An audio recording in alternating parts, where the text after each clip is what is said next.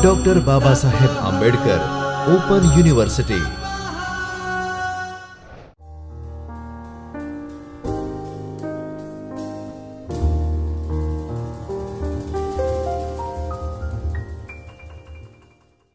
Welcome student. Today I am going to have your Principles of Management subject of Dr. Babasaheb Ambedkar Open University. Today I am going to teach Block 2 Unit 3, that is staffing. In earlier video sessions I have given lecture on planning and decision making, which was the first unit of Block 2. Next I have taken directing, next I have taken organizing, and I discussed various organization structure, and today I am going to discuss the third unit of Block 2, that is staffing. So, the learning objective of this unit are as follows: to understand the meaning, importance and steps involved in staffing process. Next objective is to gain insight into following processes, and these are the processes are the part of staffing function. What are these objectives? To gain insight into manpower planning process, to gain insight into selection and recruitment process, to understand orientation and placement process in the organization, to understand or gain insight into remuneration process in the organization. Next, to gain insight into performance appraisal process in the organization, and next to that to gain insight into promotion and transfer which happens in the organization. So, these are the objectives of this video session. In this session, I am going to cover up to the selection and recruitment process and end with the orientation and placement, and the latter half of this portion will be covered in next video session. So, just begin with the staffing process. Staffing, as the word comes in the mind, generally student correlate it with the hiring or recruitment. But dear student, it is something else, or it is more than just hiring and recruitment. It envisages various kind of processes. As I mentioned in the objective, we are going to have insight into manpower planning, into selection, into training, into promotion and orientation and placement, and these all function or the processes which I mentioned in the objective are the part of staffing function. So, ultimately hiring and recruiting is not only cogitate with the staffing, but it is something more than this, like promotion and transfer, having giving training to your employees, performance appraisal and many more things. I will give a brief of each and every process in the session later on. Just first highlight what is exactly staffing. So, staffing should not be confused with the hiring and recruiting. Next, according to Theo Hammond, staffing pertains to recruitment, selection, development, compensation of subordinates. As friends, I mentioned, it is something more than just hiring and recruiting. So, what else is this? It is development also. It is bothering about the compensation also. So, Theo Hammond incorporated these two terms more in the definition, and broadly whatever I mentioned earlier in the objectives are the ingredients of this staffing process. Now, let me discuss the importance of staffing. What exactly staffing does? Exactly, staffing, the meaning of staffing is placing a right person on a right job. So, as the result of staffing, there are many benefits in the organization, like it is a key to another managerial functions. Earlier we have studied planning and organizing. In planning, plans have been decided in advance, and in organizing, we just decide upon various kind of activities which is have to accomplish in order to achieve those plans. And we also discussed that a particular structure need to be defined in the organization in order to implement those plans. Now, these two functions remain then and there without any staff in the organization. If we are having manpower, then only it is possible to plan in advance, then it is possible to carry out activities, then only it is possible to control the activities. So, other managerial functions like planning, like organizing and controlling remain then and there without staffing function. So, it is a key to other managerial function. Next importance in the line is building healthy human relationship. I mentioned earlier in a staffing process, the manager also bother about the remuneration, the bonuses, salaries, and also he also bother about what kind of activities is given to a particular candidate. If the activities are in the interest of a person, then he will do work in better manner and he will be happy by their manager.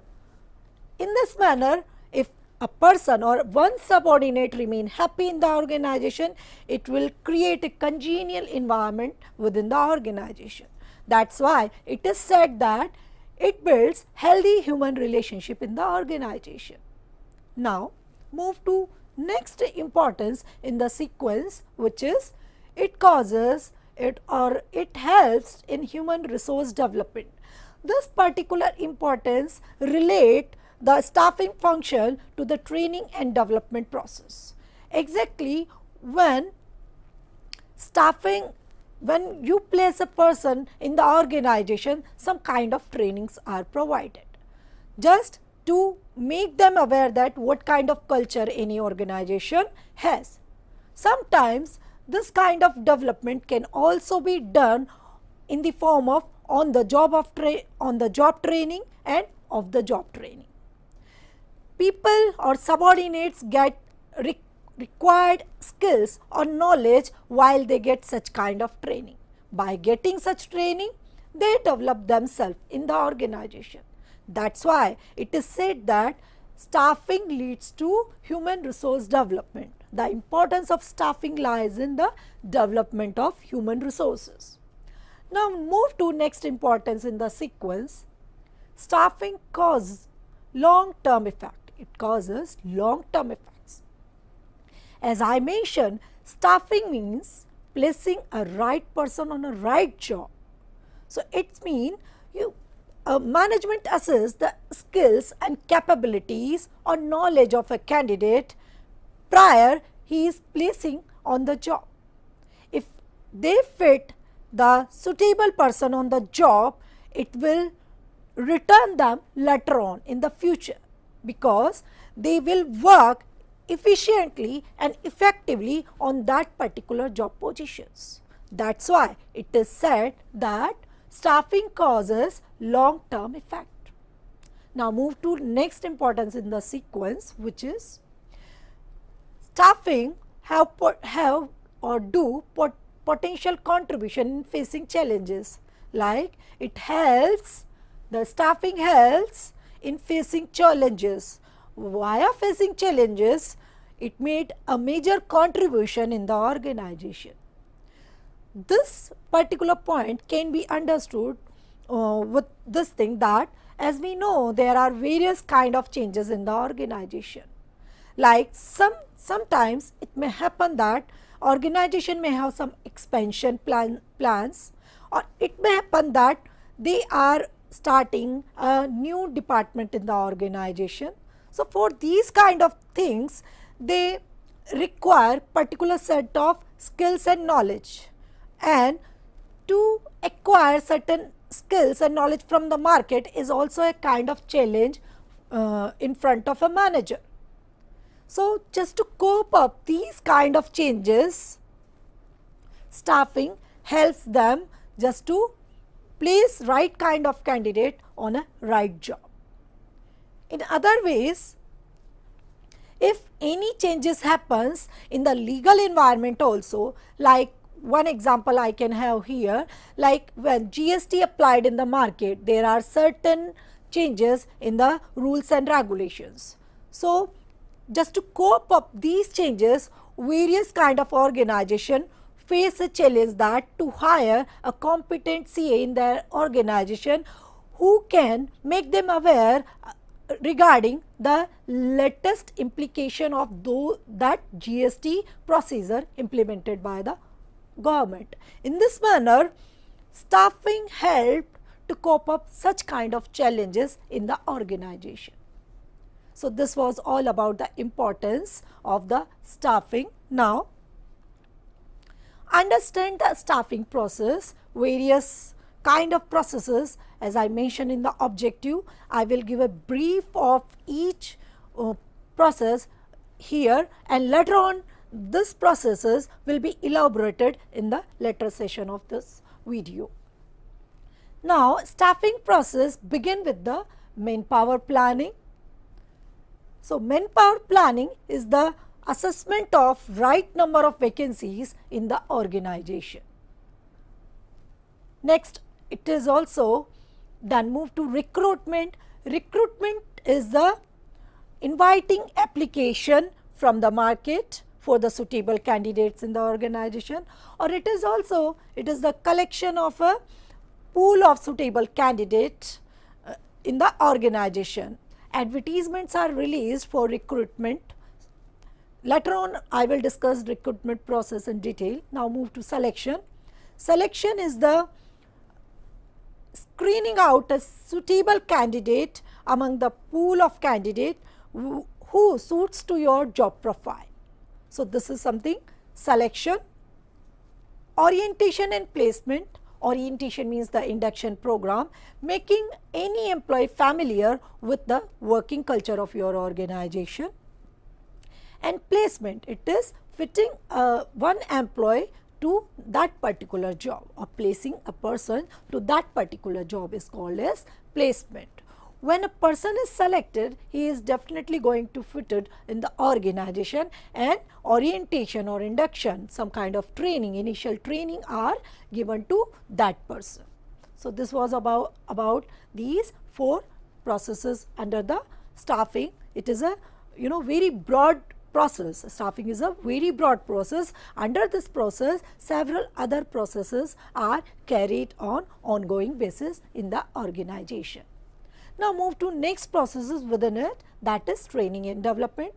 I have explained earlier too that how on the job training and off the job training helps to acquire new skills or new set of knowledge for a candidate. So training and development will be discussed in detail in later portion of this lecture.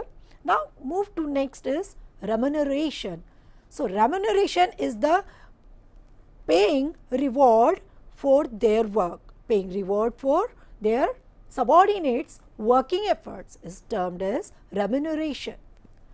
The next is performance evaluation.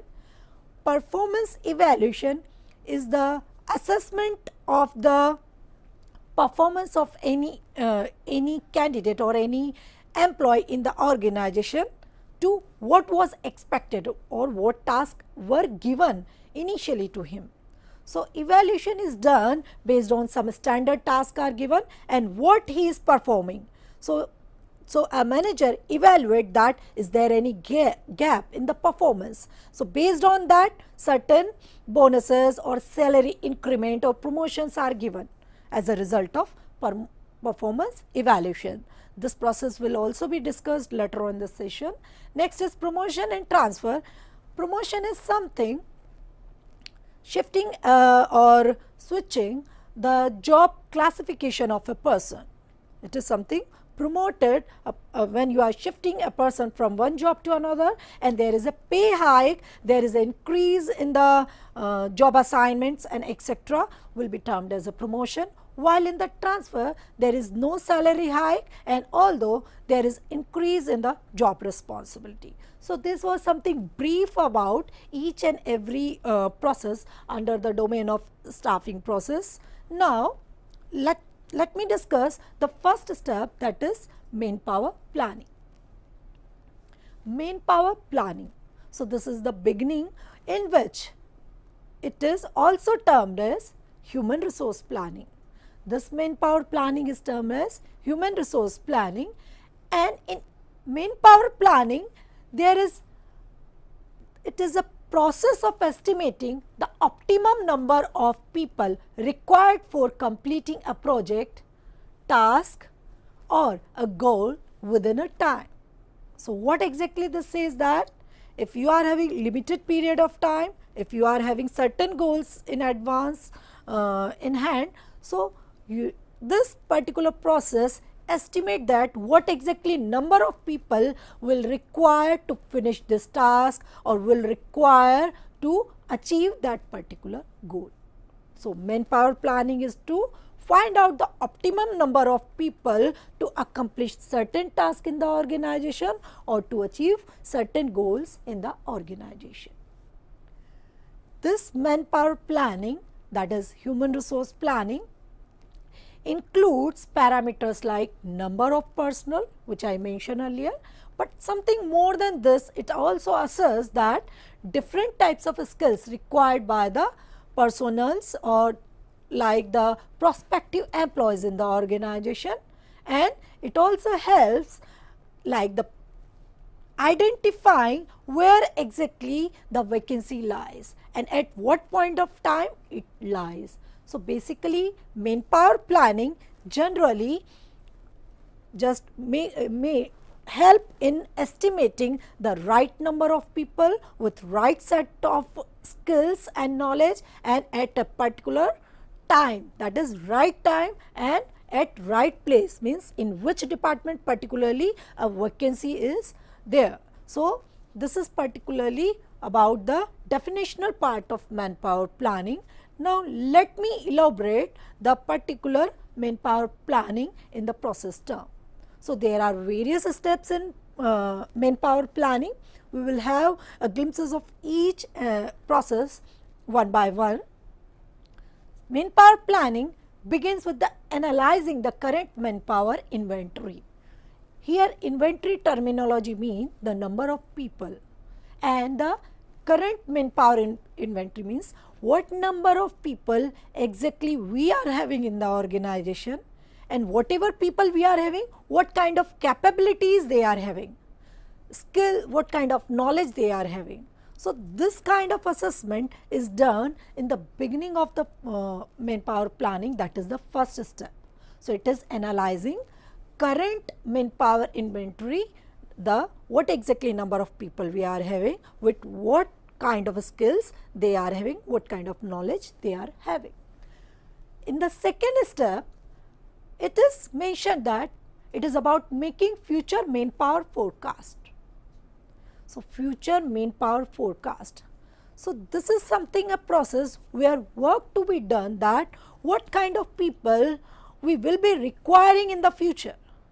So there is certain estimation. So for this purpose, the knowledge of external environment is also, it must also have the external environment knowledge, like the manager here, the authority who is going to have decision or who is going to take the HR planning, generally forecast the manpower of future need. Like it may happen that there may be expansion plan. So if a company is having expansion plan, so definitely there are going to be demand of employees for that organization.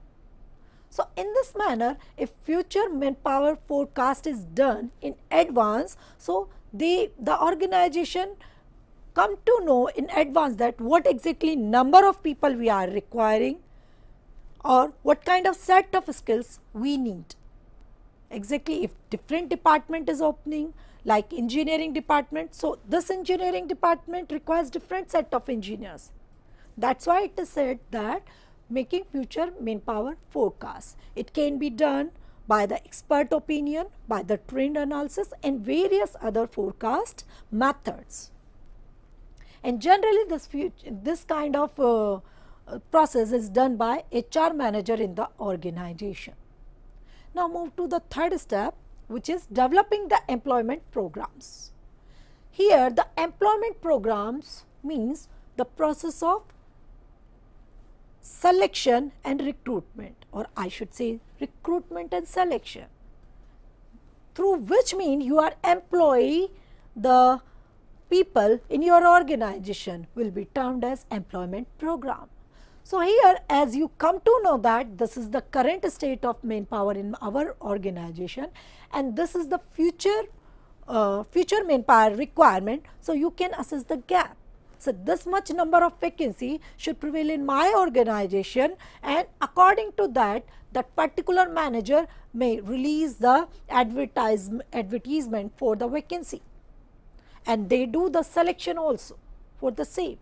So in this manner, in manpower planning, something that developing the employment program means you are going to create a program for recruitment and selection, that in this timeline the selection will be done, in this timeline recruitment process will be over. So first recruitment process will be over, later on selection process will be done. Fine. Now move to the next, the last step of manpower planning. In this manpower planning, this designing a training program. It is generally stated that when you draft a proposal that this number of people we are going to select, then in this process it is also designed that how you are going to go for orientation program or induction program, or this is a kind of a training program. So here in designing training program, it says that what kind of particular skills here arise, so you are going to give training to these kind of people through particular training program. So this is generally planned out earlier, later on it is done, but earlier it is planned out in a manpower planning process. Now move to next process of staffing, that is recruitment. Earlier I mentioned it is all about the creating a pool of candidates who are suitable for your job. So in this recruitment, according to Dale Yodler, he has given the definition in 1972, he defined recruitment that it is a process to discover sources of manpower to meet the requirement of a staffing schedule and to employ effective measures for attracting that manpower in adequate numbers to facilitate effective selection of an efficient working force.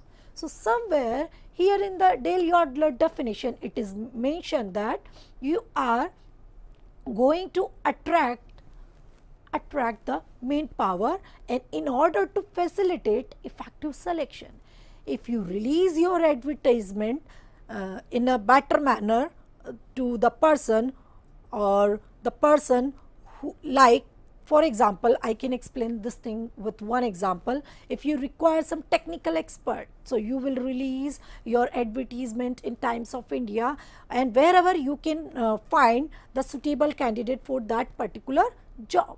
So in this manner, attracting the suitable candidate for the job is the purpose of recruitment, and also it facilitate later on the selection process, because if you have good number of people through the recruitment process, then your selection process will finish within a time limit or within a shorter period of time, and the output of selection will be better if you have good recruitment output.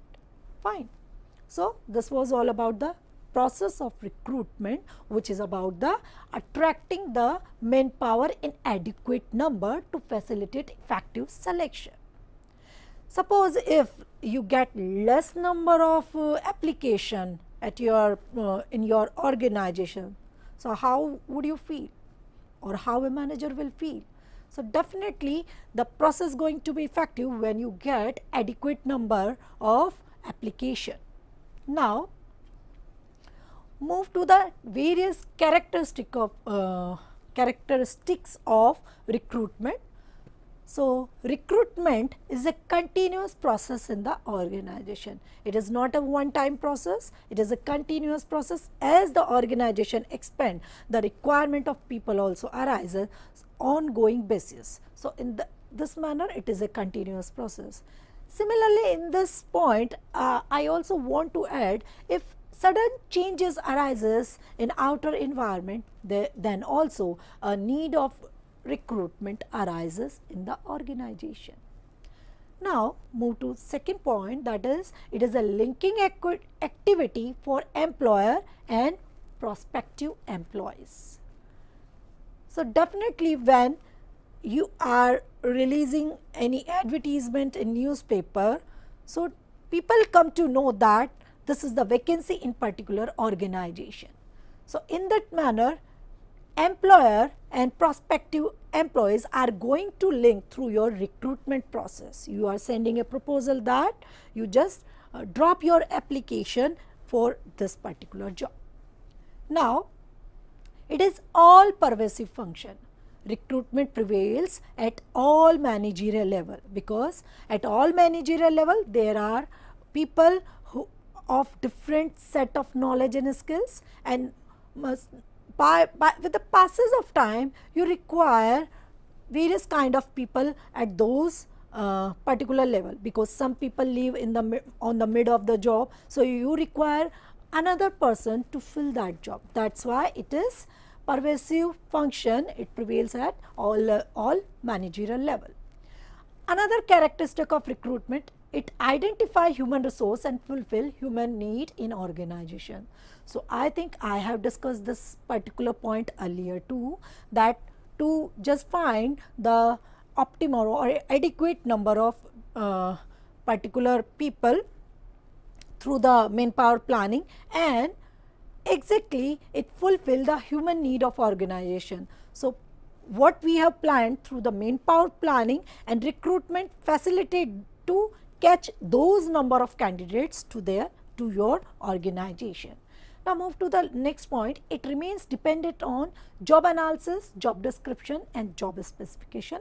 These are the terminology which tells that when you are releasing the advertisement in the newspaper, you need to mention what exactly the job is and what kind of skills or competencies a particular candidate must have to occupy this particular job.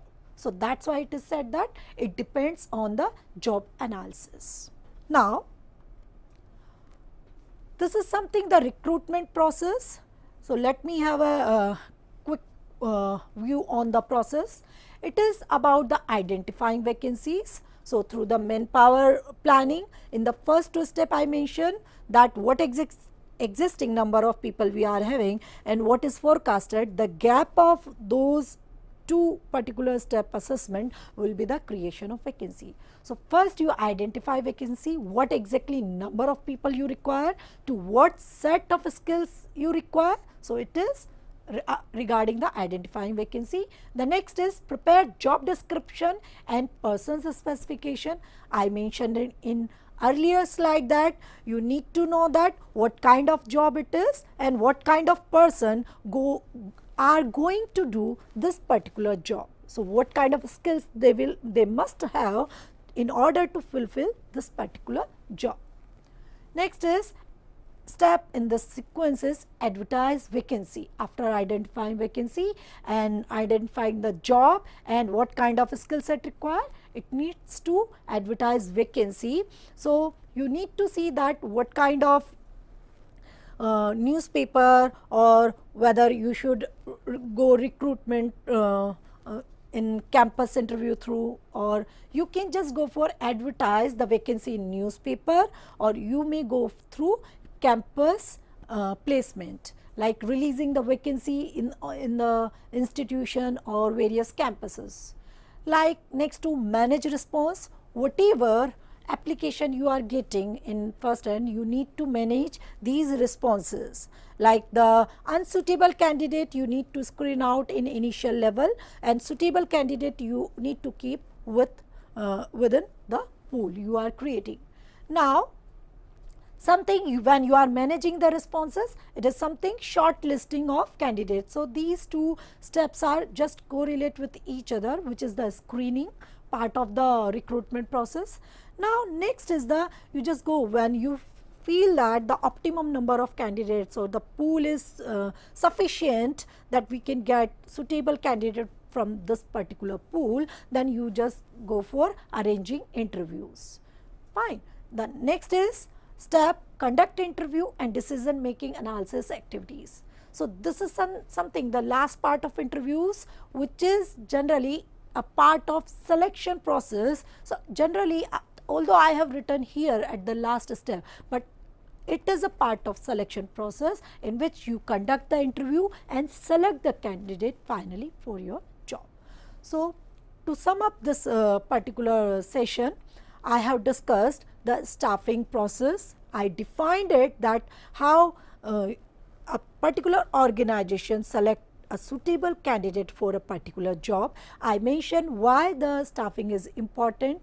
I mentioned all the processes within the staffing function, and next I discussed manpower planning, its importance, and what is the process of manpower planning. Next to that, I discussed recruitment process. In that, I mentioned why it is essential to do the recruitment process, how it is done, what is the importance of recruitment process. So, this was all about the block 2 unit 3 staffing.